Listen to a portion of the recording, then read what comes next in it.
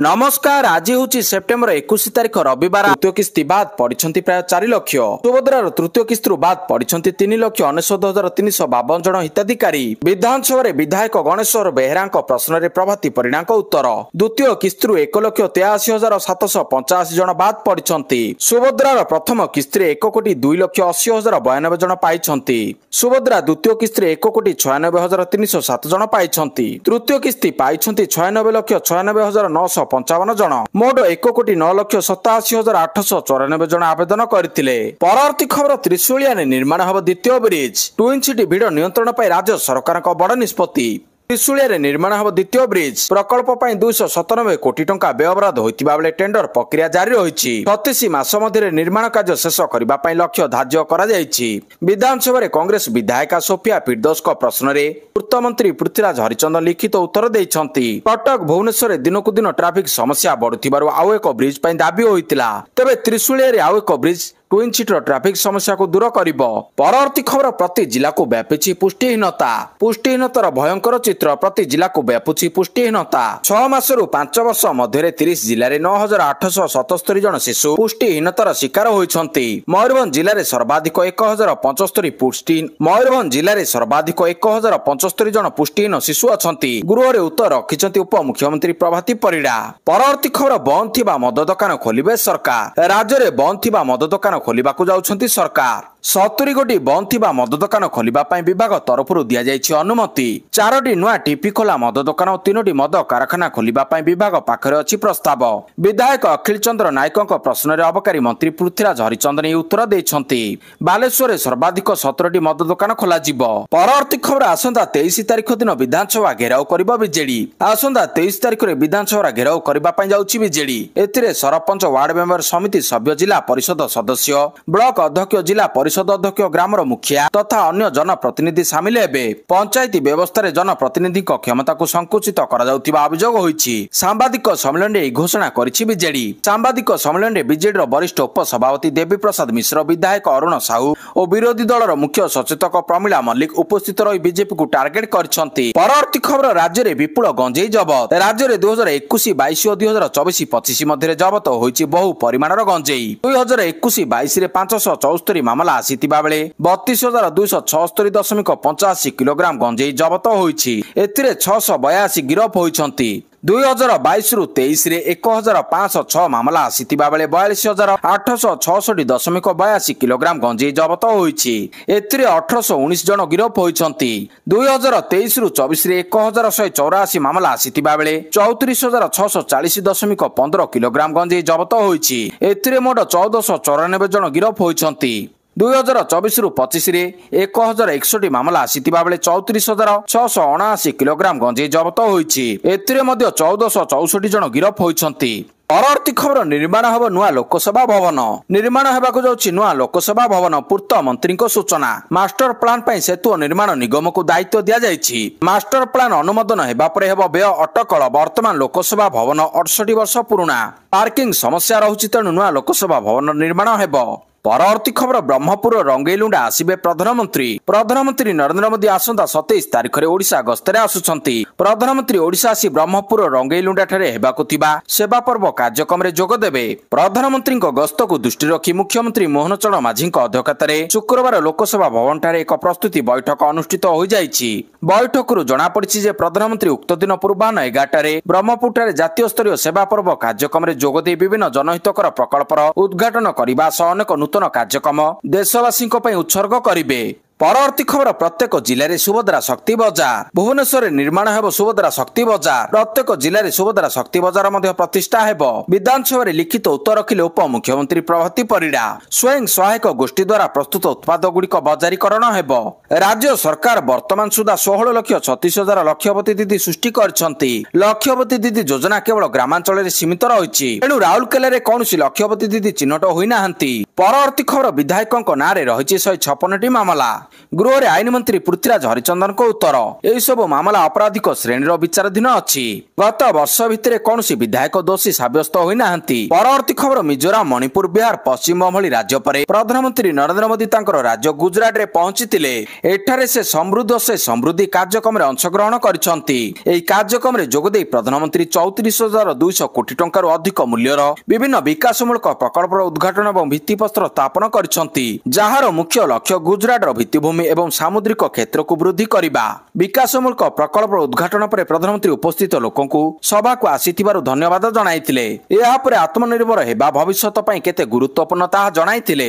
ସଭାକୁ ସମ୍ବୋଧିତ କରି ପ୍ରଧାନମନ୍ତ୍ରୀ କହିଛନ୍ତି, ଆଜି ଆମର ଭାଗନଗର ମନକୁ ଖୁସି କରିଦେଲା। ପରବର୍ତ୍ତୀ ଖବର ମୁଖ୍ୟମନ୍ତ୍ରୀ ଚେହେରା ଘୋଷଣା ନ କରିବା ଯାଏ ନିର୍ବାଚନ ଲଢିବେ ନାହିଁ ତେଜସ୍ୱୀ ଯାଦବ। ଚଳିତ ବର୍ଷ ବିହାରରେ ବିଧାନସଭା ନିର୍ବାଚନ ହେବାକୁ ଯାଉଛି। ନିର୍ବାଚନ ପାଇଁ ଏନଡିଏ ପୁଣି ଥରେ ନୀତିଶ କୁମାରଙ୍କୁ ମୁଖ୍ୟମନ୍ତ୍ରୀ ଭାବରେ ପ୍ରାର୍ଥୀ କରିବା ପାଇଁ ଘୋଷଣା କରିଛି। ହେଲେ ସବୁଠାରୁ ବଡ଼ ବିରୋଧୀ ମେଣ୍ଟ ଏପର୍ଯ୍ୟନ୍ତ ତାଙ୍କର ମୁଖ୍ୟମନ୍ତ୍ରୀ ଚେହେରା କିଏ ହେବ ତାହା ଘୋଷଣା କରିନାହିଁ। ମହାଗଠବନ୍ଧନର ସବୁଠାରୁ ବଡ଼ ଦଳ ଆରଜେଡି ତେଜସ୍ୱୀ ଯାଦବଙ୍କୁ ମୁଖ୍ୟମନ୍ତ୍ରୀ ଚେହେରା କରିବ ବୋଲି ଇସାରା ଦେଉଥିବା ବେଳେ କଂଗ୍ରେସ ନିର୍ବାଚନ ପରେ ମୁଖ୍ୟମନ୍ତ୍ରୀ ଚେହେରା ନେଇ ନିଷ୍ପତ୍ତି ନେବା ବିଷୟରେ ସାର୍ବଜନୀନ ଭାବରେ କହୁଛି।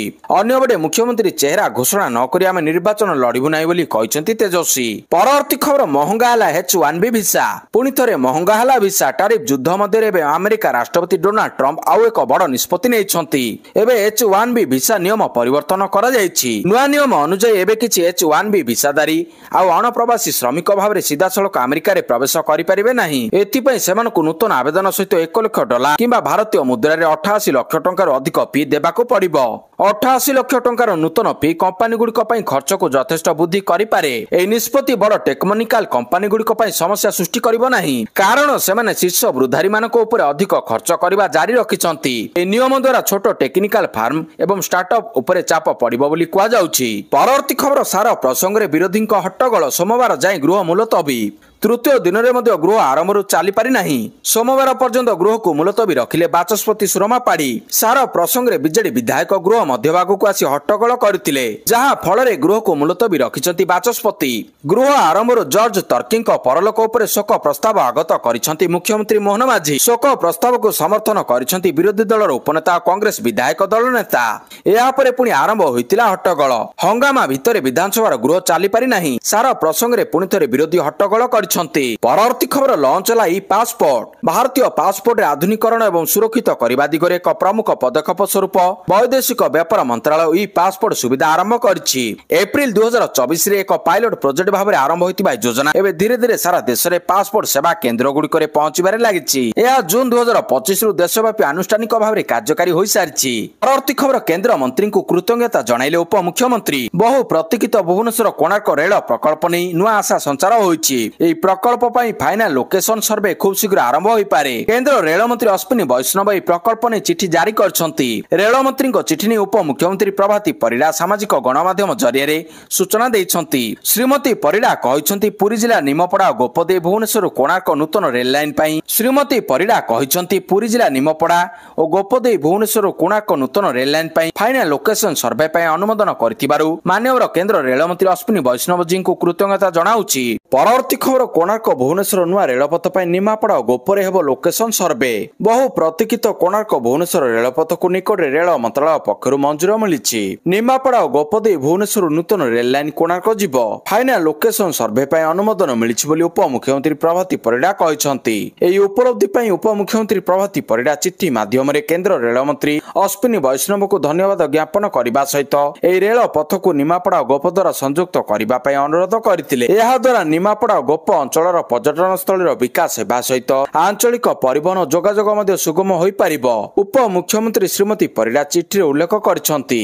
ପରବର୍ତ୍ତୀ ଖବର ୟୁରୋପରେ ବିମାନ ସେବା ବାଧାପ୍ରାପ୍ତ। ୟୁରୋପର ବିମାନ ବନ୍ଦର ଗୁଡ଼ିକରେ ବଡ଼ ସାଇବର ଆକ୍ରମଣ। ଲଣ୍ଡନ ହିଥ୍ରୋ ବିମାନ ବନ୍ଦରରେ ସେବା ବାଧାପ୍ରାପ୍ତ। ୟୁରୋପର ଅନେକ ପ୍ରମୁଖ ବିମାନ ବନ୍ଦରରେ ବଡ଼ ଧରଣର ସାଇବର ଆକ୍ରମଣ ହୋଇଛି। ଫଳରେ ଲଣ୍ଡନ ହିଥ୍ରୋ, ବର୍ଲିନ, ଆମଷ୍ଟରଡାମ ଓ ଫ୍ରାଙ୍କଫର୍ଟ ଭଳି ବିମାନ ବନ୍ଦର ଗୁଡ଼ିକରେ ସେବା ବାଧାପ୍ରାପ୍ତ ହୋଇଛି। ଲଣ୍ଡନ ହିଥ୍ରୋ କର୍ତ୍ତୃପକ୍ଷ କହିଛନ୍ତି, ଏୟାରଲାଇନ୍ସ ଗୁଡ଼ିକୁ ଚେକ୍ ଇନ୍ ଓ ବୋର୍ଡିଂ ସେବା ପ୍ରଦାନ କରୁଥିବା ବୈଶ୍ୱିକ କମ୍ପାନୀ କଲିନ୍ସ ଏୟାରସ୍ପେସ୍ ସମସ୍ୟାର ସମ୍ମୁଖୀନ ହୋଇଛି। ଏହି ସାଇବର ଆକ୍ରମଣ ଯୋଗୁଁ check in boarding O flight ସୂଚନା ସେବା ସ୍ଥଗିତ ରହିଛି, ଯାହା ହଜାର ହଜାର ଯାତ୍ରୀଙ୍କୁ ଅସୁବିଧାରେ ପକାଇଛି। ପରବର୍ତ୍ତୀ ଖବର, ରୁଷ ଆକ୍ରମଣରେ ଥରିଲା ୟୁକ୍ରେନ। ୟୁକ୍ରେନ ଉପରେ ଏକ ମିସାଇଲ ଓ ଡ୍ରୋନ୍ ଆକ୍ରମଣ କରିଛି ରୁଷ, ଯେଉଁଥିରେ 40ଟି ମିସାଇଲ ଓ ପ୍ରାୟ 580ଟି ଡ୍ରୋନ୍ ବ୍ୟବହାର କରାଯାଇଥିଲା। ୟୁକ୍ରେନର ରାଷ୍ଟ୍ରପତି ଭ୍ଲାଦିମିର ଜେଲେନ୍ସ୍କି କହିଛନ୍ତି ଏହି ଆକ୍ରମଣରେ 3 ଜଣଙ୍କ ମୃତ୍ୟୁ ହୋଇଥିବା ବେଳେ 12ରୁ ଅଧିକ ଆହତ ହୋଇଛନ୍ତି। ପରବର୍ତ୍ତୀ ଖବର, ଆକାଶରୁ ହେବ ଜୋରଦାର ପ୍ରଚାର। ବିହାର ରାଜନୀତିରେ ହେଲିକପ୍ଟର ଗୁଡ଼ିକ ନେତାଙ୍କର ସ୍ୱପ୍ନର ଉଡ଼ନ୍ତା ଯନ୍ତ୍ର। କାରଣ ଦାମୀ କାର୍ ଓହ୍ଲାଇବା ଏବଂ ହେଲିକପ୍ଟର ଓହ୍ଲାଇବା ମଧ୍ୟରେ ବହୁତ ବଡ଼ ପାର୍ଥକ୍ୟ ରହିଛି। ନେତା ନିଜ ଠାଣିରେ ଓହ୍ଲାଇବେ ଏବଂ ଜନତା ତାଙ୍କୁ ଦେଖିବା ପାଇଁ ଭିଡ଼ ଜମାଇବେ। ଆଉ ଖଟ୍ଟିରେ ଗଣମାଧ୍ୟମରେ କଥା ପଡ଼ିବା, ଆମ ଗାଁକୁ ଅମୁକ ନେତା ହେଲିକପ୍ଟରରେ ଆସିଥିଲେ, ତେଣୁ ନିର୍ବାଚନରେ ପ୍ରଚାରରେ ନେତା ଅଧିକ ସମୟ ଦେବେ। ଏହି କାରଣରୁ ହେଲିକପ୍ଟର ବୁକିଂ ତୁଳନାତ୍ମକ ଭାବରେ ଅଧିକ ହେଉଛି। ସୂଚନା ମୁତାବକ ଏଥର ରାଜନୈତିକ ଦଳଗୁଡ଼ିକ ଦ୍ୱାରା 21ଟି ହେଲିକପ୍ଟର ବୁକ୍ କରାଯାଉଛି। ଏଥିମଧ୍ୟରୁ 3/4 ହେଲିକପ୍ଟର ଏନ୍ଡିଏର ହେବ, ବାକି ମହାଗଠବନ୍ଧନର ହେବ। ପରବର୍ତ୍ତୀ ଖବର, ବଦଳିଲେ ବୋର୍ଡ ସମ୍ପାଦକ। ବିଏସ୍ସି ସମ୍ପାଦକ ବଦଳିଛନ୍ତି। ସରୋଜ ବେହେରା ବିଏସ୍ସି ନୂଆ ସମ୍ପାଦକ ହୋଇଛନ୍ତି। ଏସ୍ଟିଏସ୍ସିର ବିଭାଗ ଯୁଗ୍ମ ସଚିବ ଥିବା ସରୋଜଙ୍କୁ ବୋର୍ଡ ସମ୍ପାଦକ ଦାୟିତ୍ୱ ଦିଆଯାଇଛି। ସମ୍ପାଦକ ଦାୟିତ୍ୱରେ ଥିବା ସୋନିଆ ମିଶ୍ରି ଅବକାରୀ ଅତିରିକ୍ତ କମିଶନର ହୋଇଛନ୍ତି। ପରବର୍ତ୍ତୀ ଖବର, ରେଳ ଯାତ୍ରୀଙ୍କ ପାଇଁ ବଡ଼ ଖବର। ଜିଏସ୍ଟି ହ୍ରାସ ନିଷ୍ପତ୍ତି ପରେ ରେଳ ନୀର ପାଣି ଦାମ କମାଇଲା ଭାରତୀୟ ରେଳ। ଏଣିକି ରେଲୱେ ଷ୍ଟେସନରେ ମିଳୁଥିବା ରେଳ ନୀରର ଗୋଟିଏ ଲିଟର ପାଣି 15 ଟଙ୍କା ବଦଳରେ କେବଳ 14 ଟଙ୍କାରେ ମିଳିବ। ରେଲୱେର ଏହି ନିଷ୍ପତ୍ତି ଦ୍ୱାରା ଯାତ୍ରୀମାନେ ଉପକୃତ ହେବେ। ରେଲୱେର ବାଣିଜ୍ୟିକ ବିଭାଗ ପକ୍ଷରୁ ଯାତ୍ରୀଙ୍କ ସୁବିଧା ପାଇଁ ନିଷ୍ପତ୍ତି ନିଆଯାଇଛି। ତେବେ ଏହି ନିଷ୍ପତ୍ତି କେବଳ ରେଳ ନୀର ଉପରେ ହିଁ ଲାଗୁ ହେବ। ଅନ୍ୟ କମ୍ପାନୀର ପାଣି ବୋତଲର ମୂଲ୍ୟରେ କୌଣସି ପରିବର୍ତ୍ତନ କରାଯାଇ ନାହିଁ। ଭାରତୀୟ ରେଳବାଇ ଯାତ୍ରୀଙ୍କ ପାଇଁ ରେଳ ନୀରର ମୂଲ୍ୟ ହ୍ରାସ କରିଛି। ଏଣିକି ରେଲୱେ ପ୍ଲାଟଫର୍ମ ଓ ଟ୍ରେନରେ ମିଳୁଥିବା ରେଳ ନୀର 1 ଟଙ୍କା ଶସ୍ତାରେ ମିଳିବ। ପରବର୍ତ୍ତୀ ଖବର, ଗଞ୍ଜାମରେ ହେବ ଗ୍ରୀନଫିଲ୍ଡ ସ୍ୟାଟେଲାଇଟ୍ ବନ୍ଦର। କେନ୍ଦ୍ରାପଡ଼ାରେ ଜାହାଜ ନିର୍ମାଣ କ୍ଲଷ୍ଟର। ଗଞ୍ଜାମ ଜିଲ୍ଲାର ବାହୁଦା ମୁହାଣଠାରେ ନିର୍ମାଣ ହେବ ଗ୍ରୀନଫିଲ୍ଡ ସ୍ୟାଟେଲାଇଟ୍ ବନ୍ଦର। 21,500 କୋଟି ଟଙ୍କା ବ୍ୟୟରେ 150 ମିଲିୟନ ମେଟ୍ରିକ ଟନ୍ ପଣ୍ୟ ପରିବହନ କ୍ଷମତା ବିଶିଷ୍ଟ ବନ୍ଦର ନିର୍ମାଣ କରାଯିବ। ଏଥିଲାଗି ପାରାଦୀପ ବନ୍ଦର, ଓଡ଼ିଶା ସାମୁଦ୍ରିକ ପରିଷଦ ଏବଂ ଭାରତ ସରକାରଙ୍କ ବନ୍ଦର ଜାହାଜ ଚଳାଚଳ ଜଳପଥ ମନ୍ତ୍ରାଳୟ ଅଧୀନର ସାଗରମାଳା ଫାଇନାନ୍ସ କର୍ପୋରେସନ ଲିମିଟେଡ୍ ମଧ୍ୟରେ ଚୁକ୍ତିନାମା ସ୍ୱାକ୍ଷରିତ ହୋଇଛି। ଗୁଜରାଟର ଭାବନଗରଠାରେ ଅନୁଷ୍ଠିତ ଟ୍ରାନ୍ସଫର୍ମିଂ ମାରିଟାଇମ୍ ସେକ୍ଟର କନକ୍ଲେଭରେ ଏହି ଚୁକ୍ତି ସ୍ୱାକ୍ଷରିତ ହୋଇଛି। ପରବର୍ତ୍ତୀ ଖବର, ଓଡ଼ିଶାର ପ୍ରଥମ ଡିଜିଟାଲ ପ୍ରୋସେସ ବସ୍ ଆଧାରିତ 132 କେଭି ଗ୍ରିଡ୍ ସବଷ୍ଟେସନ ଉଦ୍ଘାଟିତ। ବଲାଙ୍ଗୀର ଜିଲ୍ଲା ଆଗଲପୁର ଓ ରାମପୁର ଅଞ୍ଚଳରେ ଓଡ଼ିଶାର ପ୍ରଥମ ଡିଜିଟାଲ ପ୍ରୋସେସ ବସ୍ ଆଧାରିତ 33 କେଭି ଗ୍ରିଡ୍ ସବଷ୍ଟେସନ ନିର୍ମାଣ ହୋଇଛି। ଉପମୁଖ୍ୟମନ୍ତ୍ରୀ ତଥା ଶକ୍ତିମନ୍ତ୍ରୀ କନକବର୍ଦ୍ଧନ ସିଂହଦେଓ ଏହି ବସ୍ ଷ୍ଟେସନକୁ ଉଦ୍ଘାଟନ କରିଛନ୍ତି। ବଲାଙ୍ଗୀର ସାଂସଦ ସଙ୍ଗୀତା କୁମାରୀ ସିଂହଦେଓ ଏହି ଅବସରରେ ଉପସ୍ଥିତ ରହିଥିଲେ। ପରବର୍ତ୍ତୀ ଖବର, 1 ବର୍ଷ ଯାଏଁ ଗୁଟଖା ଖାଇବା ମନା। ନାୟବ ସିଂ ସୈନି ସରକାରଙ୍କ ବଡ଼ ନିଷ୍ପତ୍ତି। ହରିୟାଣାରେ ଗୁଟଖା ଓ ପାନ ମସଲା ଉପରେ 1 ବର୍ଷ ଲାଗି ଲାଗିଲା ପ୍ରତିବନ୍ଧକ। ଏହି ପ୍ରତିବନ୍ଧକ ସେଥିପାଇଁ ଲାଗିଛି ଯେ ଲୋକମାନଙ୍କ ସ୍ୱାସ୍ଥ୍ୟ ସୁରକ୍ଷିତ ରହିବ। ଏହି ନିଷ୍ପତ୍ତି ଚଳିତ ମାସରୁ ଲାଗୁ ହୋଇସାରିଛି। ଏବେ ହରିୟାଣାରେ ଉତ୍ପାଦିତ ତିଆରି କରିବା, ଷ୍ଟୋର କରିବା, ବିକ୍ରି କରିବା କିମ୍ବା ବଣ୍ଟନ କରିବା ଅବୈଧ ବୋଲି ଧରାଯିବ। ହରିୟାଣାରେ ସହର ଏବଂ ଗାଁରେ ଏହି ଉତ୍ପାଦ ବହୁଳ ବ୍ୟବହାର ହେଉଛି। ଏହି ବ୍ୟାନ୍ ଫଳରେ ତମାଖୁ ଗୁଟଖା ବିକ୍ରି କମ୍ ହେବା ସହ ଆଗାମୀ ପିଢ଼ିଙ୍କ ସ୍ୱାସ୍ଥ୍ୟ ସୁରକ୍ଷା ପାଇଁ ଏକ ଗୁରୁତ୍ୱପୂର୍ଣ୍ଣ ପଦକ୍ଷେପ ହେବ। ପରବର୍ତ୍ତୀ ଖବର, କାର୍ତ୍ତିକ ନୀତି ନିର୍ଘଣ୍ଟ ଚୂଡ଼ାନ୍ତ ଅନୁମୋଦନ ଦେଲେ ଛତିଶା ନିଯୋଗ। ଚଳିତ ବର୍ଷ କାର୍ତ୍ତିକ ବ୍ରତ ବାଳଧୂପ ନୀତି ନିର୍ଘଣ୍ଟକୁ ଛତିଶା ନିଯୋଗ ମୋହର ମାରିଛି। ଭୋର 4ଟାରୁ ଦ୍ୱାର ଫିଟା ହେବ। କାର୍ତ୍ତିକ ମାସରେ ନାଟ ମଣ୍ଡପରେ ଧାଡ଼ି ଦର୍ଶନ କରାଯିବ। ଖୁବ୍ ଶୀଘ୍ର ଦିବ୍ୟାଙ୍ଗ ଦର୍ଶନ ପାଇଁ ଏସ୍ଓପି ଜାରି ହୋଇଛି। ଶ୍ରୀମନ୍ଦିର ଭିତରେ ମୋବାଇଲ ଫୋନ ବ୍ୟବହାର ଉପରେ କଟକଣା ଲାଗୁ ହୋଇଛି। ଖୁବ୍ ଶୀଘ୍ର ଗୋଟିଏ ଗାଇଡଲାଇନ ଆସିବ। ପ୍ରାଥମିକ ପର୍ଯ୍ୟାୟରେ ଜେଟିପି ମାନଙ୍କର ପାଇଁ କଟକଣା, ପରେ ସେବକଙ୍କ ପାଇଁ ଲାଗୁ ହେବ ମୋବାଇଲ କଟକଣା। ନୀତି ଶୃଙ୍ଖଳା ପାଇଁ ପ୍ରତ୍ୟେକ ବୁଧବାର ଏକ ସମନ୍ୱୟ କମିଟି ବସିବ।